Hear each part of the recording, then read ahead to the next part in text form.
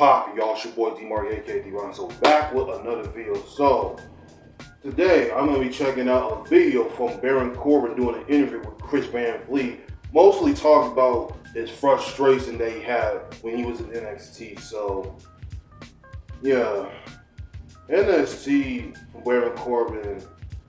I don't know if he actually won an NXT title back in NXT, like before getting called up to the main roster back in 2016.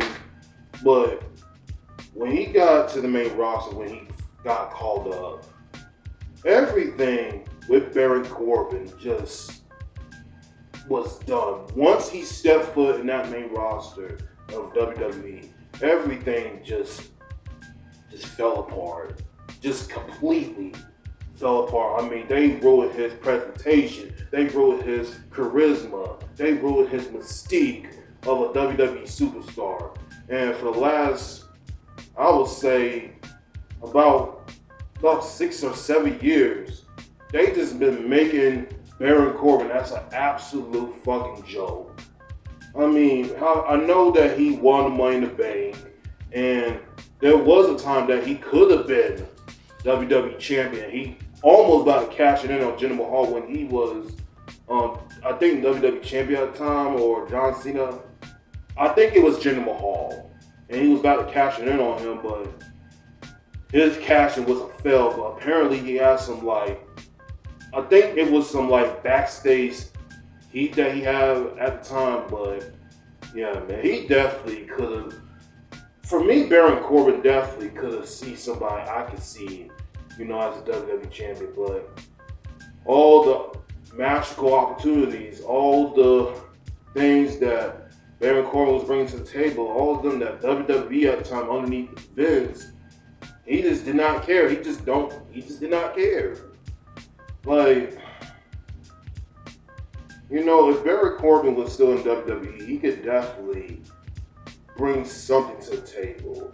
Like the Lone Wolf gimmick. I did like I like his theme song when he was in NXT, and I definitely like the new theme song that he upgraded to Bring It in the Darkness. I thought that song was great right there. That was a great song, and I love that. I used to play that song almost anytime I would play it, but yeah, man, that was a very great theme music he got at the time. And it just sucks that he just got released by WWE not to, like, this past year.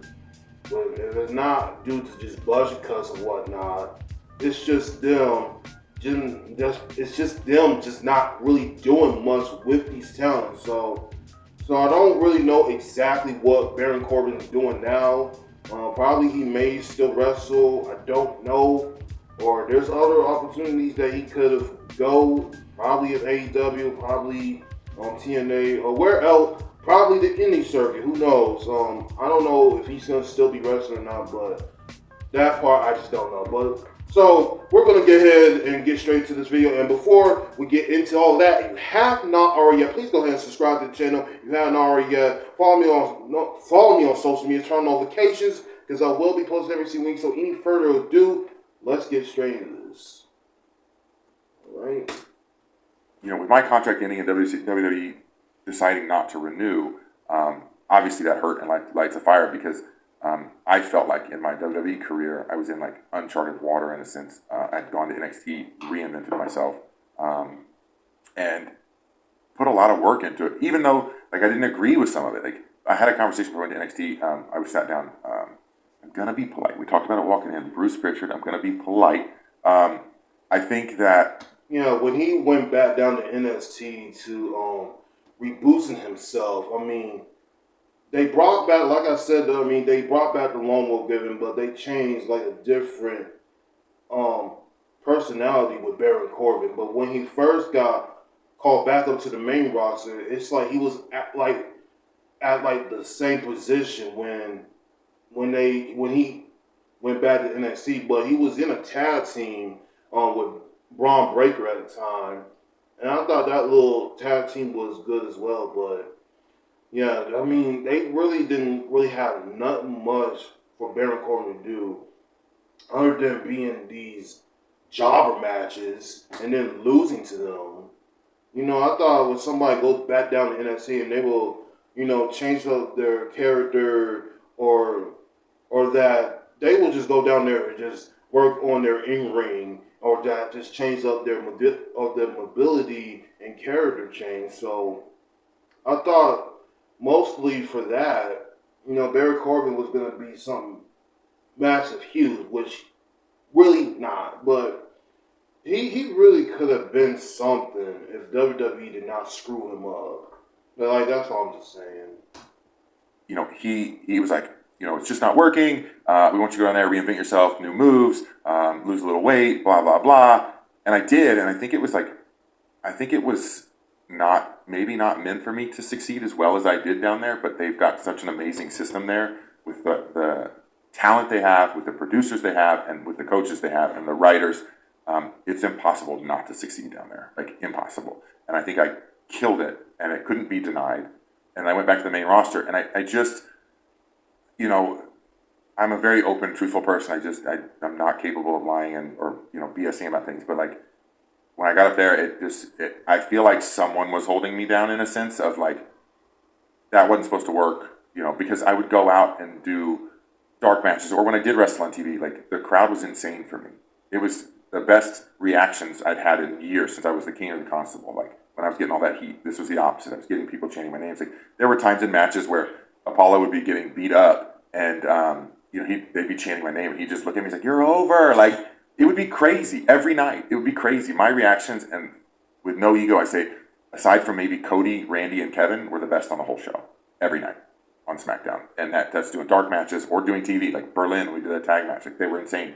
And I would come back to the curtain, and Regal would always be like, "This is amazing. Like the work is awesome. They love you." Road Dogg would be like, "Corbin, you're over in this town," and I'd be like, "It's every town, dude. Like it's not just like a one-off." Like, and even you know, one of the writers we were talking about, and they were like, "Oh, we want to change you to heel," and I'm like, "I don't know, man. We've never done this babyface. They wanted me to be different. Like, what do we have?" And then we went out there, and it was, I don't remember what city it was, Arkansas or somewhere, and it was crazy. They blew the roof off for me, like chanting my name in the match when I wasn't even in the match, like standing on the apron or whatever, cheered for everything. And I walked back, and Chad's like, he's like, I told him, it's the head writer of SmackDown, he goes, I told him that you should just walk back here and give us both the finger and walk off because the reaction was so good. And so I think that was frustrating. So I'm like, man, there's still something there, maybe unresolved, that I could get back and accomplish as that babyface cheering. And I think it made me hungrier to succeed in being told, man, we're going to go a different direction. Like after already being told, like, hey, we want you to go change everything, and you do it, and it's successful, and it's not like I'm very self-aware at the same time. Like there were times with the JBL stuff. I think it could have worked if we'd done it differently, which we pitched several ideas. I mean, JBL's the man. Like he's unbelievable. He sent in amazing pitches, and they died in the wind somewhere. But yeah, with the whole JBL, you know, managing Barry Corbin, I mean, that wasn't going anywhere either. I mean, they were trying to make it work. I mean, JBL is like the most hated wrestler in the wrestling world. But now he's like, you know, managing Baron Corbin, which I think the only reason why they did that is so Baron Corbin, since like when he's been a heel, and they trying to get him like some nuclear heat on him, but him and Baron Corbin did not even match, so that didn't even last long. And mostly that, like, there is, like, a thing of success of, like, where somebody is trying to, like, you know, trying to see, like, a liking to you of seeing you as a bad guy, but at the same time, you're staying, like, in character of, like, I'm a bad guy, and I'm facing up with the good guys, and the crowd was just, like, booing or just cheering for this person, even though they're a heel, but you could tell, like, they will get you, like, this kind of reaction. If you, like, hit, like, a signature move or a finisher, like, the two finishers I love about Baron Corbin is, like, he has the deep six and end of days. I thought those are, like, the best moves that Baron Corbin's ever have. And he works with everybody safely inside the ring. I don't consider the deep six. Well, wait a minute. I could consider the deep six as a secondary finisher in the end of days as like the first finisher. Like you could have the deep six in the end of days as two major finishers at that time. But I love both of those moves. So I could definitely get where he's coming from, and yeah, man. And Baron Corbin definitely he doesn't like get a lot of credit like these other talents get. You know what I'm saying? And that's okay. And it is okay to even try new things that like nobody has like never done before, and that's fine. And that's fine. And Baron Corbin is definitely one of these safe wrestlers that you could definitely most likely work for. So yeah, man. I wish some of these wrestlers that that try so hard to get people over and it doesn't work out. So we're gonna have to find out what like the next option is for have to put you over or have somebody to hate you, get so many massive heat on you for people to like you and people to hate you. And that's something that fans obviously wanted to see when you see a wrestler you like and a wrestler you don't like. So it's best for like putting your best effort forward. You know what I'm saying? So yeah. I'd stand out there and go, man, this you could feel it's not working. I'm not getting the reactions I want or anything like that. To where like 6 months ago, I'm telling you the reactions were everything was there. It was firing on all cylinders. I recreated everything like I was asked to do. I've always done everything that I've been asked to do, and then to be like, we're gonna go in a different direction. It's like what? Like that was frustrating because there's nothing you can do at the end of the day. Yeah. And I was talking to Randy about it. A lot of guys reached out, I'm sorry, and guys you expect like Seth and Finn and Kevin and those dudes are amazing people, and Punk and Randy. But Randy's like, he's like, dude, I honestly thought you were like going to be here another 10 years. He's like, I don't understand it. He's like, do you mind if I talk to Hunter about it? I don't know if he ever did, but he's like, somebody doesn't like you, and I'm like, there's nothing I can do to change it. I feel like I know who it is, and that's besides the point. But they had power enough to either kill creative or whatever it is, and they got to go to bed with that at the end of the night. That's on them. But for 13 years, like I've made this entity that is me and is Tom Pestock, and I think it's going to help continue to push me. And again, I wouldn't have had that without WWE. I wish it hadn't ended like it did. I wish I had more opportunity to continue with this babyface thing. Like nobody wants it to end. Any job, like it's not fun, but it's also exciting at the same time. Like because now I can literally do whatever. I can try to create something new. I can go in different directions. I think the most frustrating part for me is not understanding why really there's an ulterior motive there because again, I've been a company guy through and through. I've never said no to doing something. I've made everything work that I've been given. Not complained. I've never once complained online. You can send me to talk to ESPN. You can send me to talk to Boys and Girls Club. I fit the mold of a professional. I dress professional. I show up professional. I don't miss show. 13 years, never once missed a show or training or anything because of injury or being sick. Like not once. Not even COVID. Like I was a hero during COVID, in my opinion. Like I was on every show, sometimes both shows. I've been a team player through and through, and I think maybe in the end that hurt me a little bit. Always being the guy that's like, yeah, no problem. You need Finn Balor, the Demon, to beat me up in 3 minutes at SummerSlam? Okay, no problem. Like, cool. And so it was a weird place to be, but I think now, again, that moment yesterday, standing in between the two buildings, like it's like pretty cool to go. Yeah, man, I was here, now I'm here. How do we get back to there? Not necessarily WWE, but that level of accomplishment. Yeah, man. Like I said, it really do suck that, Baron Corbin had to be released like this. And, how WWE's changing up with everything that's been going on from, like, the beginning of this year and trying to find, like, different ways of how people can like him. And all of a sudden that those ideas that, he's talking to Triple H, talking to creative and see if this works out or that works out, and sometimes and most times most of those things just never work from like how you expect it of like how people is gonna react to you. Like when your music plays and then you come out and you're gonna find a sense of reaction that like what fans are looking for. And to be honest, like it really do sucks that he hasn't not won a championship like other than the United States Championship, but it will be really cool if he actually won the WWE Championship at that time.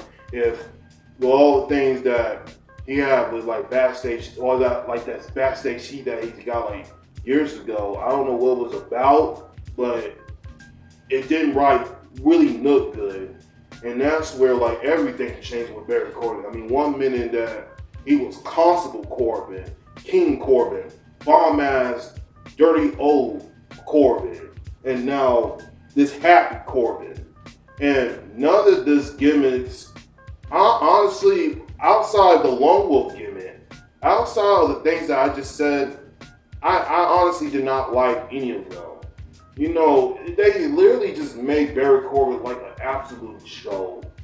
I mean, this is a type of person, a type of wrestler that you will mostly have if you will just give them the right booking, the right direction of where are you trying to like where is this going? Like where is this where is Baron Corbin gonna go from this? Like, I feel like that's something that WWE didn't really capitalize on him like during his time with WWE, and there was times that people wanted him to succeed and get those expectations, but those expectations will not even fall in play. Or what Baron Corbin said here. But at the end of the day, like, I get what everything he was saying, which it was true, but a lot of times it's not gonna just work things of that how you really want. I mean, people may like about you people will like about you what you like, and some people will hate about what they do hate. I mean, there's nothing really you can really do to actually change your wrestling physique other than going back to the drawing board. Okay, I need to figure out how am I supposed to do this? How am I supposed to do this? How am I supposed to get fans to like me? How am I supposed to get fans to hate me? I need to figure out something. I need to figure this out. What can I do here? And there's nothing wrong of stop trying, even though he's tried, but those things, those characters did not work. It did not work for Baron Corbin's physique, like everything just feels fallen, just feels just so fallen, and that he just ended up just getting released like that. And you know, I really do hope there's other opportunities. You know, Baron Corbin can go to AEW.